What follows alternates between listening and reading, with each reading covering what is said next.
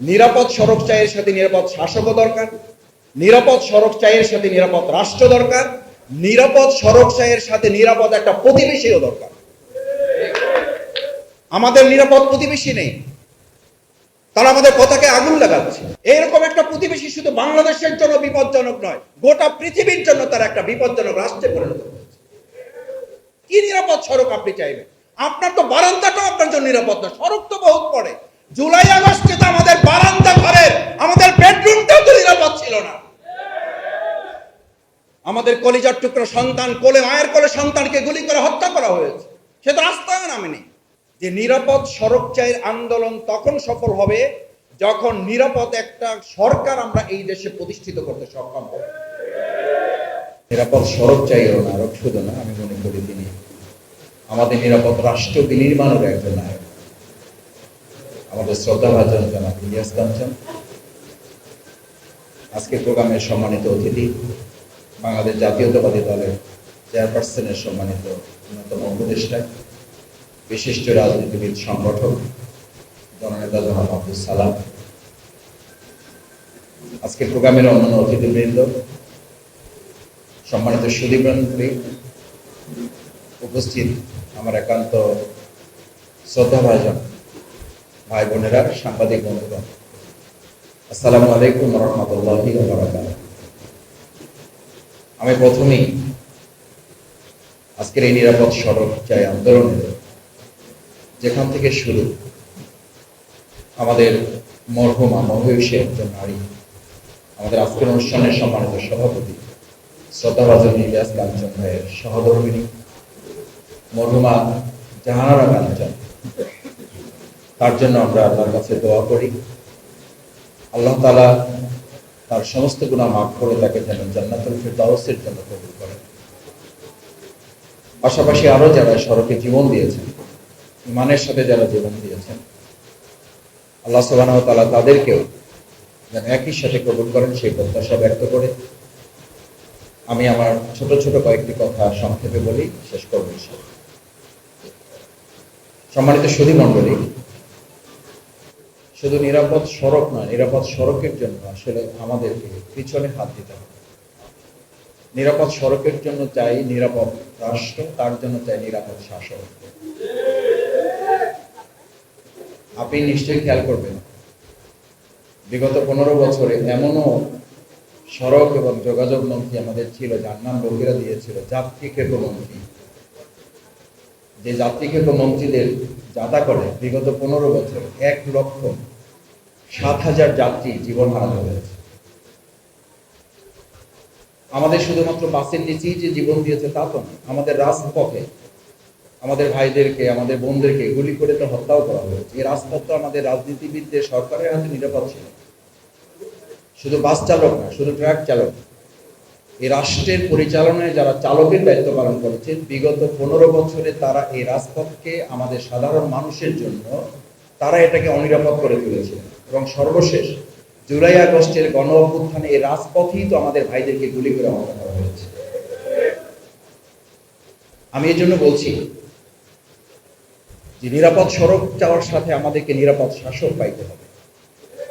নিরাপদ শাসকের জন্য নিরাপদ একটা রাষ্ট্র আমাদেরকে দিতে হবে। কারণ প্রিয়নবী মুহাম্মদ রাসূলুল্লাহ সাল্লাল্লাহু আলাইহি সাল্লাম শুধুমাত্র দেখেন মদিনা রাষ্ট্র বিনির্মাণ করে তিনি শেষ করেন নাই, তিনি রাস্তারও একটা নীতিমালা বিনির্মাণ করেছেন। রাস্তা থেকে যদি কেউ একটা কাঁটা তুলে নেয় তাহলে বলা হয় জান্নাতে যাওয়ার জন্য ওটাই যথেষ্ট। সুবহানাল্লাহ। ইসলাম নিরাপদ সড়কের জন্য কতটা চমৎকার বিধান দিয়েছে। রাস্তায় যেন অযথা দাঁড়িয়ে কেউ গল্প গুজব না করে, পথচারীদের যেন কেউ বিরক্ত না করে। ইসলামের বিধান দেওয়া হয়েছে কোন ডান পথে হাঁটতে হবে, কে বাম দিকে হাঁটবে, ঠিক করে দেওয়া আছে। কেন? রাসূল করিম সাল্লাল্লাহু আলাইহি সাল্লাম অপ্রয়োজনে একটা শব্দ এই মানব জাতির জন্য কাজে ব্যবহার করেন। আজকে অত্যন্ত দুর্ভাগ্যজনক না? আমি রাষ্ট্রের কথা কেন বলছি? এই নিরাপদ সড়কের জন্য রাষ্ট্রের প্রসঙ্গ তো এখন খুব প্রাসঙ্গিক ব্যাপার। আমাদের এই গত কয়েকদিন আগে চট্টগ্রাম থেকে ঢাকায় ফেরার পথে বৈষম্য বিরোধী আন্দোলনের 2 জন সমন্বয়ক, তাদেরকে হত্যার উদ্দেশ্যে আমরা এখন বিভিন্ন সূত্রে জেনেছি তাদের পিছনে ট্রাক লিখে লাগিয়ে দেওয়া হয়েছে রাস্তায় তাদেরকে হত্যা করার জন্য। আমরা ধিক্কার জানাই এবং তাদের বিচার চাই। এবং আমাদেরকেও, আমি এটা এখানে বলছি এজন্যই যে সাংবাদিক বন্ধুগণ এখানে আছেন, প্রশাসনের লোকেরা ফোন করে গোয়েন্দা তথ্য থেকে আমাদেরকে জানানো হয় যে আপনারা চলাফলে, হাঁটা চলায়, গাড়ি ব্যবহারে আপনারা সতর্ক থাকবেন। আমি বললাম কেন, কি হয়েছে ভাই? আমাদের সেই যাত্রী খেতু মঞ্চিত আর এখন নাই, কিছুটা তো নিরাপদ সড়ক আমাদের হয়েছে। বলছে মাসুদ ভাই শুনলে অবাক হবেন, একসময় আপনাদেরকে রাস্তায় গুলি করে হত্যা করার প্ল্যান ছিল, এখন আপনাদেরকে গাড়ি চাপা দিয়ে হত্যা করার ষড়যন্ত্র করে একটা গোষ্ঠীকে এই দেশে নামিয়ে দেওয়া হয়েছে, একটা ষড়যন্ত্রকারী দলকে এখানে নিয়োগ দেওয়া হয়েছে, তারা এই কাজটি সম্পন্ন করবে। কত দুর্ভাগ্যজনক একটা রাষ্ট্রে আমরা বসবাস করছি, এবং সেটার জন্য অ্যাসাইন করা হয়েছে। আমি সাথে আরেকটা শব্দ যুক্ত না করলে আজকের এই নিরাপদ সড়ক আন্দোলনের আলোচনা, আমার আলোচনায় আমি মনে করি এটা হকাদায় হবে না।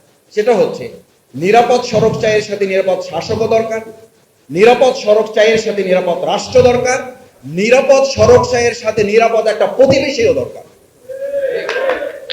আমাদের নিরাপদ প্রতিবেশী নেই, তারা আমাদের পতাকায় আগুন লাগাচ্ছে, তারা আমাদের হাই কমিশনকে ঘেরাও করে ভাঙচুর করছে। এটা কোন দেশ? এটা কোন প্রতিবেশী? এই প্রতিবেশী শুধু বাংলাদেশের জন্য, এটা গোটা পৃথিবীর জন্য একটা উদ্বেগ উৎকণ্ঠা তৈরি করেছে। এইরকম একটা প্রতিবেশী শুধু বাংলাদেশের জন্য বিপজ্জনক নয়, গোটা পৃথিবীর জন্য তার একটা বিপজ্জনক রাষ্ট্রে পরিণত হয়েছে। এটা কি করে সম্ভব? আমাদের আজকের তরুণ, যুবক, যাত্রী, সাধারণদের রাস্তাটাকে অনিরাপদ করে একটা উদ্বেগ উৎকণ্ঠা তৈরি করে দিয়েছে। সম্মানিত ভাই এবং বন্ধুগণ, আমি আরেকটা কথা আপনাদের বিনয়ের সাথে অনুরোধ করতে চাই।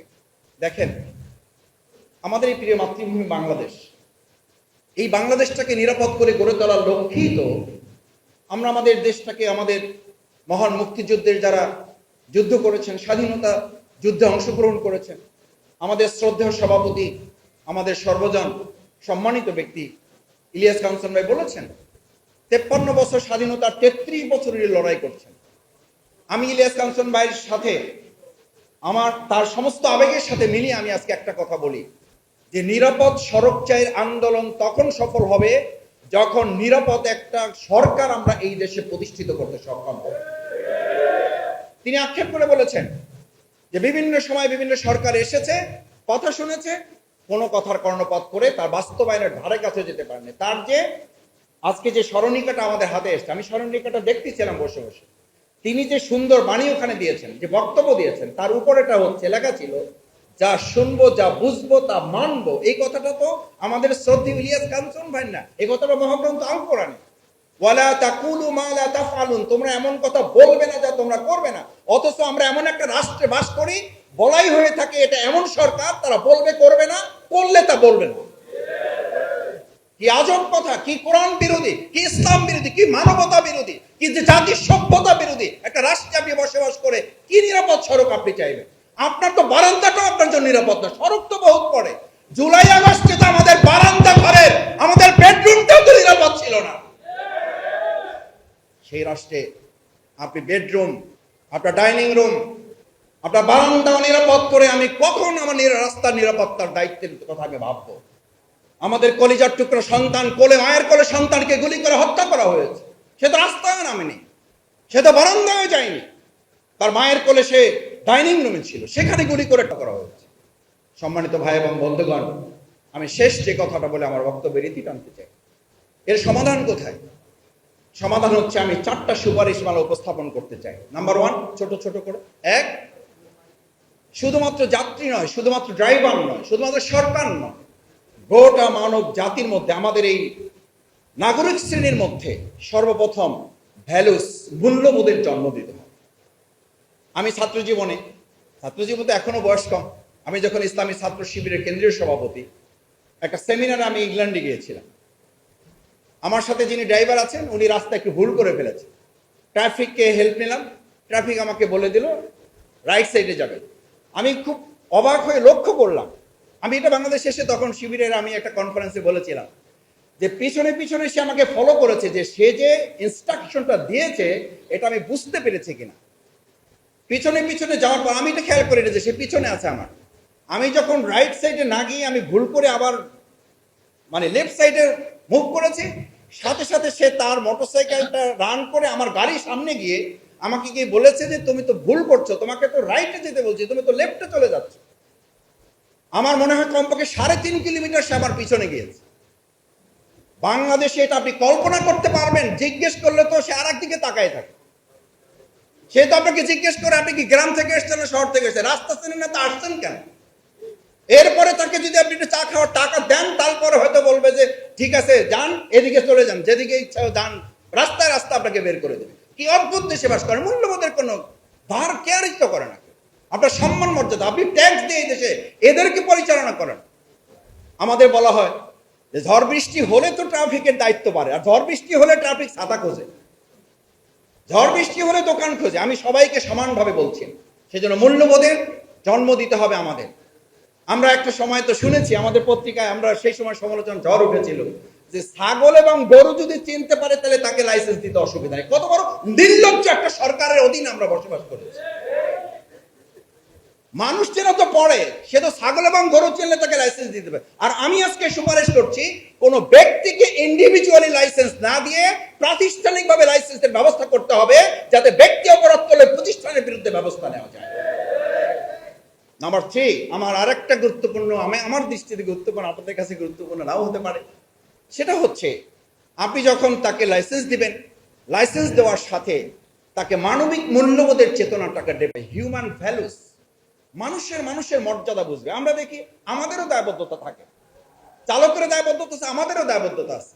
আমরা যখন গাড়িতে উঠেই বলি জোরে চলেন, কারণ আমার টাইম শেষ, এখনই পৌঁছতে হবে। আমি দেখেছি আমার পাশের যাত্রী, ভাই চালান, কোনো অসুবিধা নেই, ওখানে তখন স্লোগান চেঞ্জ হয়ে যায়, জীবনের চেয়ে সময়ের মূল্য বেশি। আমি বলতে শুনেছি আমার পাশের যাত্রীকে, আমি বললাম বলেন কি, জীবন থাকলে না সময় কাজে লাগাবেন। বলছে যে ভাই জীবনে বেঁচে থাকলাম, যদি গিয়ে মিটিংটাই না পাই তাহলে বেঁচে থেকে লাভ, কিন্তু মানে চালান আল্লাহ বসে। এই জন্য এখন ঢাকায় কথা আছে, চলছে গাড়ি যাত্রাবাড়ি, মানে কোন একটা জগৎ আপনি বাস করেন, কি একটা অজ্ঞ জীবনে আপনি বাস করেন। অথচ আমরা বলি আমরা একটা ডিজিটালাইজ হয়ে গেছে, এইটা হয়ে গেছে সর্বশেষ। আমাদের এই সমস্ত কিছু যারা এতদিন অ্যানালগ থেকে ডিজিটালাইজেশনের কথা বলেছে, মুখে বলেছে, কাজে তার ধারে কাছে তারা যেতে পারছে বলে এই জাতি মনে করে না। আমি মনে করি আমাদের ডিজিটালাইজেশনের মাধ্যমে যদি এই ব্যবস্থাটা করা হয়, তাহলে এই সমস্ত রোড অ্যাক্সিডেন্টে যে আমাদের প্রাণগুলো ঝরছে, এই প্রাণগুলোর বিচারের ব্যবস্থা করা সম্ভব হবে এবং সেগুলো আরো সুষ্ঠুভাবে পরিচালনা করা যাবে। আমি সবশেষ শুরুটা দিয়ে শেষ করতে চাই। আসুন আমরা আমাদের প্রিয় মাতৃভূমি বাংলাদেশের আমাদের এই স্বনামধন্য ব্যক্তি, আমি জানি না ইলিয়াস কাঞ্চন ভাই বেঁচে থাকতে তিনি তার এই সুন্দর আন্দোলনের সফলতা দেখে যেতে পারবেন কিনা, তবে আমি বলবো আপনি ইতিমধ্যে সফল হয়েছেন, কারণ আপনার এই সফলতা দিয়ে একজন মানুষের জীবন রক্ষা হয়, সেটাই হচ্ছে আপনার সফলতা। কোন সরকার আপনাকে কি করলো, এবং বর্তমানে এই অন্তর্বর্তীকালীন সরকারকে আমি বলবো, আমি মনে করি ইলিয়াস কাঞ্চন ভাইকে ডেকে নিয়ে তার সাথে এই সরকারের কথা বলা উচিত, তার কথা শোনা উচিত। ওনার এই আন্দোলনের এটা অর্জন হওয়া উচিত। উনি সময় চাইবেন। আমি জিজ্ঞেস করেছি কাঞ্চন ভাইকে যে কাঞ্চন ভাই, আপনি বর্তমান উপদেষ্টা, প্রধান উপদেষ্টা মহোদয়, ওনাদের সাথে আপনার কথা হয়েছে কিনা বা সুপারিশগুলো আপনি দিতে পেরেছেন কিনা। আমার মনে হয়েছে কাঞ্চন ভাইয়ের মধ্যে একটা কষ্ট, একটা দুঃখ, একটা অভিমান, ওনার ব্যক্তির জন্য নয়, জাতির জন্য যা করেছেন তার প্রাপ্তি ওনাকে আমরা দিতে ব্যর্থ হয়েছি। আমি মনে করি অন্তর্বর্তীকালীন সরকার একটা অরাজনৈতিক সরকার, তারা তাদের সম্মানের জায়গা থেকে ইলিয়াস কাঞ্চন ভাইকে ডেকে তার সাথে কথা বলবে। আমি সেই প্রত্যাশা ব্যক্ত করে, নিরাপদ সড়কের জন্য চাই নিরাপদ শাসক, তার জন্য চাই নিরাপদ রাষ্ট্র, তার জন্য চাই আজকে নিরাপদ প্রতিবেশী। সেই আহ্বান জানিয়ে আবার আপনাদের সবাইকে ধন্যবাদ, কৃতজ্ঞতা জ্ঞাপন করে আমার কথা শোনার জন্য আপনারা সময় দিয়েছেন, সেই জন্য আন্তরিকভাবে মোবারকবাদ। ইলিয়াস কাঞ্চন ভাই নিজে আমাকে 2 বার ফোন করেছেন। আমি খুবই ছোট মানুষ, ইলিয়াস কাঞ্চন ভাইকে বলেছি আমি এসে একান্তই আপনার পাশে বসবো, এইটুকু আমার জন্য অর্জন, আমি সেই কারণে এসেছি। আল্লাহ আপনাদের সবাইকে ভালো রাখুন। আসসালামু আলাইকুম ওয়া রাহমাতুল্লাহি ওয়া বারাকাতুহু।